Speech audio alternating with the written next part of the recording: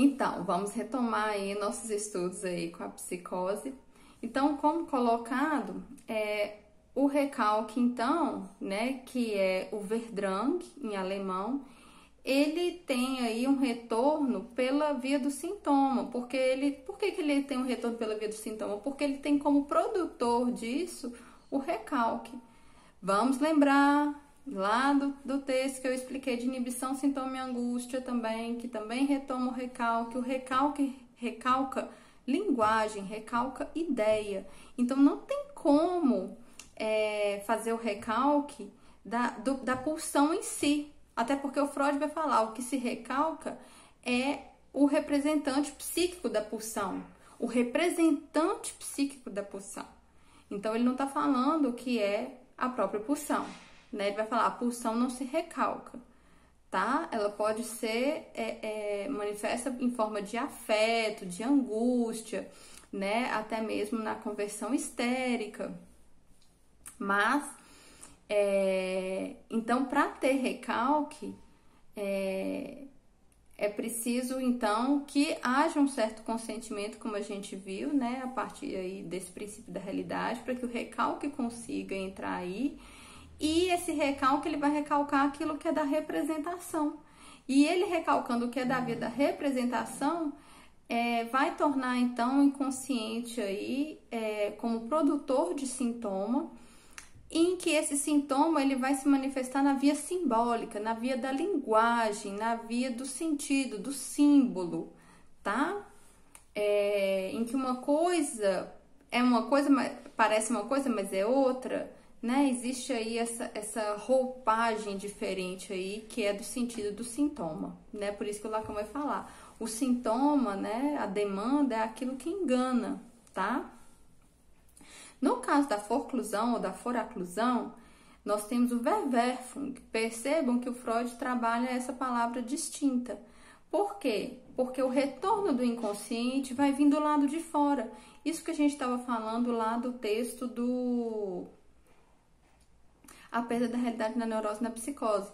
Por quê? Porque é um afastamento dessa realidade e para evitar o desprazer. Só que isso vai acontecer. Então, aquilo que era para ser inscrito dentro do aparelho psíquico, esse ponto de desprazer, para tentar, então, viabilizar esse princípio do prazer, não acontece dessa forma. Há um rechaço desse princípio da realidade e aquilo que não entrou pela via do simbólico, ou seja, representando essa realidade aqui dentro e viabilizando, né? Vai vir aí do lado de fora, vai vir aí, né? Eu costumo pensar nisso como aquela onda, assim, que se afasta, mas ela volta, né? Assim, por mais que você tente se afastar, daqui a pouco ela volta e te derruba, tá? Porque algo aí tenta se inscrever desse campo aí do real, que não foi internalizado, não foi inscrito, e que ele vai retornar pela via do real. Que via do real? A via das alucinações, tá? Então, algo aí que vem do lado de fora, insistindo aí numa representação. Percebam que é muito diferente a repetição do sintoma de uma repetição do campo da psicose.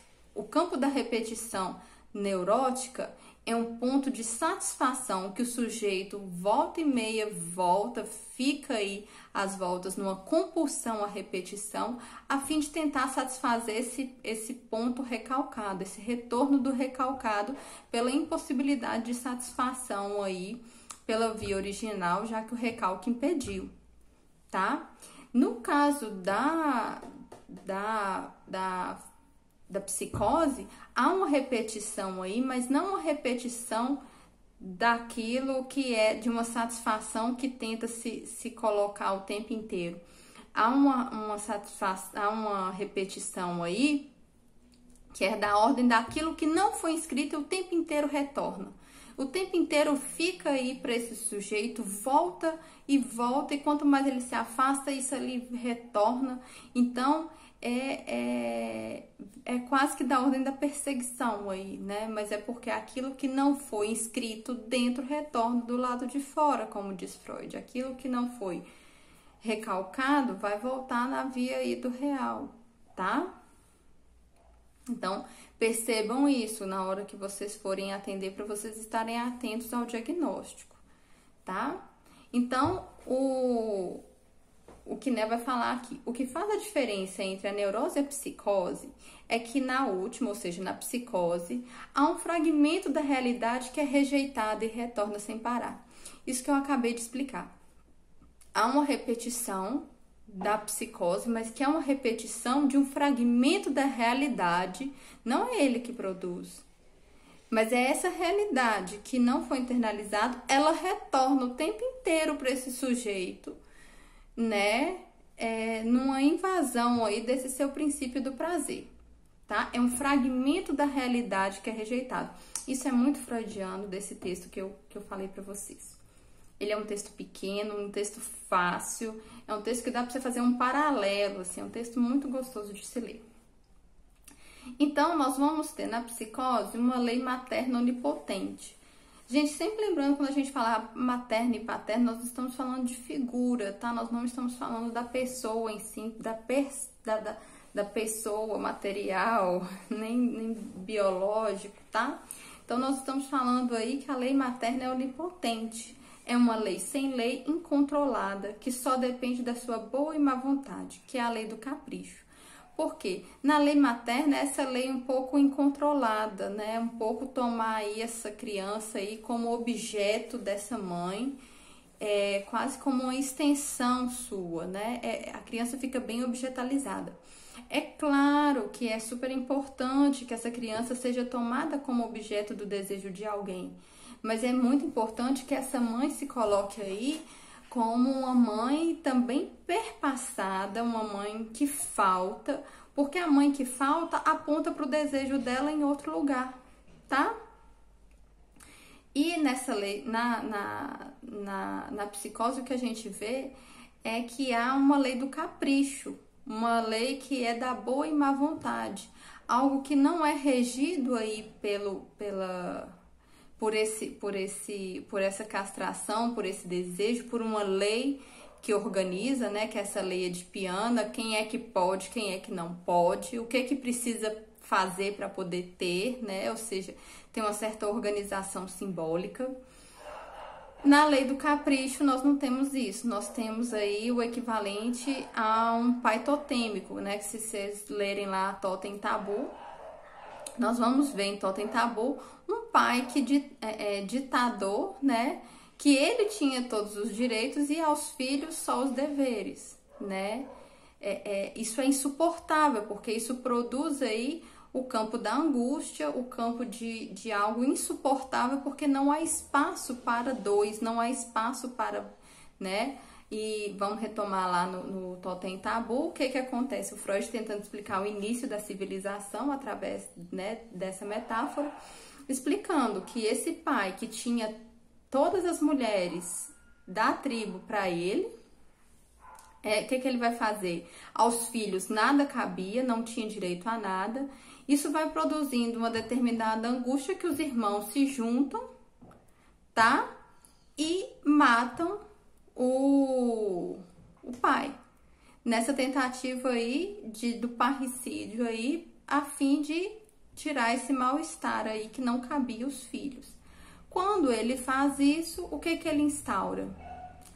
Instaura a culpa, né? Então, assim, esses filhos se sentem culpados porque ao mesmo tempo todo mundo queria ser o pai para ter todos os direitos, mas esses irmãos não vão poder ter esses direitos porque eles vão...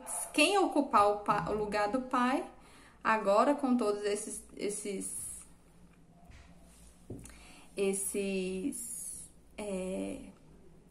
dificuldades, né, com todos esses direitos, ele vai ser morto, correto? E ele sendo morto, esse lugar de quem tudo pode é um lugar também da morte. Então, isso aí instaura a culpa neles por ter matado aqueles que ele tanto queria ser, mas que também não pode ser, porque quem ocupar esse lugar também vai ser morto, correto? Então, é nesse ponto que a lei, por isso que a gente chama assim, essa lei totêmica, essa lei de que só um pode, essa lei sem regra, sem divisão, a lei do capricho, tá? Então, quando a gente fala assim, é preciso que seja uma lei edipiana, a lei edipiana fala, né, assim, aqui pode, aqui não pode, você pode por isso, você não pode por isso, quando você tiver isso, você vai ter aquilo, né? Instaura aí uma certa divisão aí desse gozo que não pertence a ninguém. No caso da psicose, o que a gente vê, o sujeito muito objetalizado aí diante desse capricho do outro, correto? E esse é um lugar que produz muita angústia. Isso é algo que produz muita angústia na psicose, é esse lugar aí objetalizado, diante do que o outro quer ou deixa de querer, né? Não leva em conta esse sujeito, tá?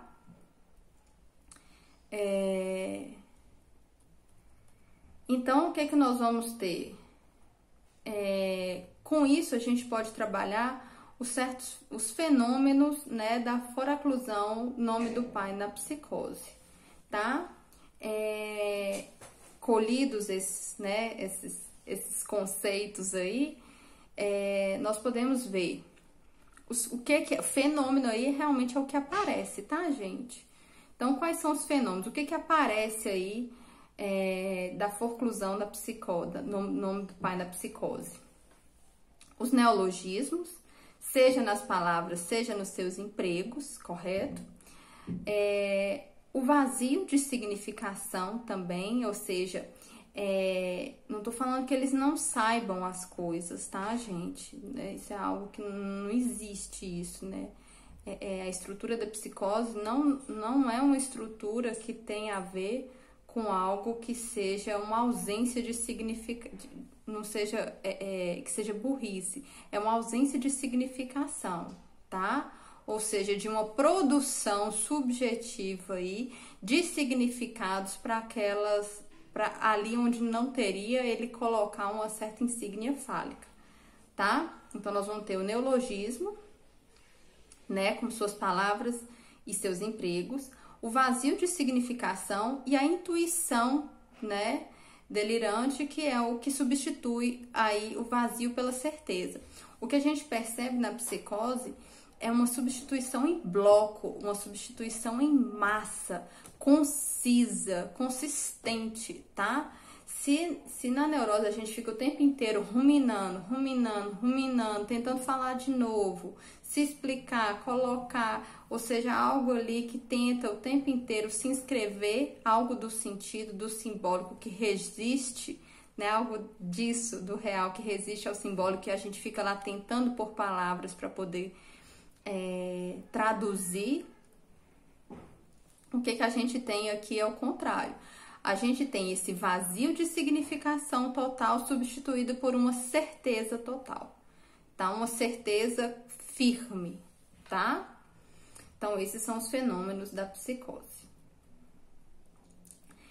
Vamos trabalhar um pouco o desencadeamento, tá? Que é algo muito importante pra gente saber. Eu tô aqui acompanhando, tá, gente? O texto, o resumo que eu tenho. Como eu já falei, coloco aqui. Quem quiser obter os resumos, é só me avisar, né? E adquirindo mais resumos, o valor é reduzido. Então, isso é bem acessível. Depois, se vocês quiserem, podem entrar em contato. Mas no desencadeamento da psicose, isso é super importante, gente. A gente precisa de saber localizar se já houve um desencadeamento ou se ele está prestes a acontecer, tá? Então, a gente precisa de fazer essa diferenciação aí, ou se ele já teve, e a gente vai precisar aí de se haver com as consequências desse desencadeamento da psicose, tá? Então, isso é muito importante, é fundamental que a gente saiba, então, em que pé que está, tá? A estrutura psicótica, tá? Então, esse termo desencadeamento é um termo lacaniano, hoje em dia é amplamente usado, né? Então, assim, desencadeou uma crise, desencadeou um surto, né? Mas a gente vê o que o Lacan está falando, quando ele está colocando que desencadeou, é porque algo que estava minimamente ali articulado, né? Que tinha uma certa forma ali de funcionamento, desencadeou, ou seja, não encadeia, desencadeia, tá? Então ali, e ele tá remetendo isso muito a esse campo do real simbólico imaginário que de alguma forma aí desencadeou esse surto, tá? Então, o nome do pai, a gente sabe que ele é um operador lógico e estrutural, como a gente estava falando lá do real simbólico imaginário, tá? Quando a gente começou no início do vídeo, tá? Então, por quê? Porque o nome do pai é esse nome que vem dar significado ao desejo da mãe, que vem apontar que não o que a mãe quer não é o corpo da criança, o real da criança, tá? Então ele aponta aí na primeira fase aí, né, do nome do pai, que a gente chama, né, o Édipo em Lacan. Nessa primeira fase, a criança se sente como sendo o falo da mãe, como sendo aquilo que completa essa mãe, tá? Quem completa a mãe? O filho, ora bolas, não é isso? Só que a mãe não é só mãe, a mãe é mulher, a mãe tem outras coisas, né? A mãe trabalha, a mãe tem outros filhos, a mãe tem um marido, a mãe quer outra coisa além do filho, né? E quando esse filho perde essa mãe, ou seja, o que a gente chama de função paterna em psicanálise, a função paterna em psicanálise é tudo aquilo que interdita uma satisfação pulsional. Ou seja, é tudo aquilo que interdita mãe e criança, tá? Que interdita aí esse ponto. Então, o que se acredita? A criança acredita que o pai é o falo. Ou seja, existe um falo ali, né? Se ela não completa a mãe, quem completa? Percebam que o falo aí no segundo momento é da ordem do ser. Eu sou o falo da minha mãe, então eu completo a minha mãe. É o que a minha mãe quer, sou eu. Essa é uma postura, isso é um lugar totalmente objetalizado ao desejo materno, dependente. Então a criança fica aí com o seu corpo tentando ser tudo o que a mãe quer que ela seja. Percebam que é da ordem do ser, de ela ser. Quando essa mãe rompe e abre aí para outro espaço, que ela entra em outro espaço, essa mãe, então, ela aparece aí como desejando algo que não a criança. Então, essa criança não pode completar essa mãe, né? Quando essa mãe sai, isso gera um desespero, né, nessa criança, porque ela não se reconhece mais. Como que eu sou? Quem eu sou se você não está, né? Quem sou eu, né? Então, quem é que vai ser quem é que vai ser o falo? Se eu não sou o falo, alguém é o falo, né? Que é o segundo momento do Édipo. Então, é esse período de rivalização, ou eu ou ele, só tem espaço para um, percebe? E aí, nesse segundo momento, o pai é o falo. Quem que é o pai? Aquele que tira a mãe da criança, que tem a capacidade de fazer com que essa mãe largue um pouco essa criança, tá? Então, assim, é esse ponto aí que faz. Então, o pai é o falo. O pai é aquilo que a mãe quer, tá? No entanto, isso também vacila e a gente, né, quando fala isso, é porque há um terceiro momento do Édipo em que nem o pai, nem a criança, nem o pai são objetos da mãe. O que é o objeto da mãe? Um nome. Então, o pai é esse que, além de tirar, né, de castrar, né, não só em termos real, de tirar essa mãe, o corpo dessa mãe some, não é só isso, mas de apontar principalmente um nome com o qual a criança se identifique. A sua mãe quer estudar, a sua mãe quer trabalhar, a sua mãe quer cuidar dos seus irmãos, é isso que vem substituir a falta dessa mãe. Ali onde há um enigma do desejo dessa mãe, esse enigma vai ser substituído por uma fala, por uma linguagem, por uma significação desse falo. O falo agora não é da ordem do ser, é da ordem de um significado.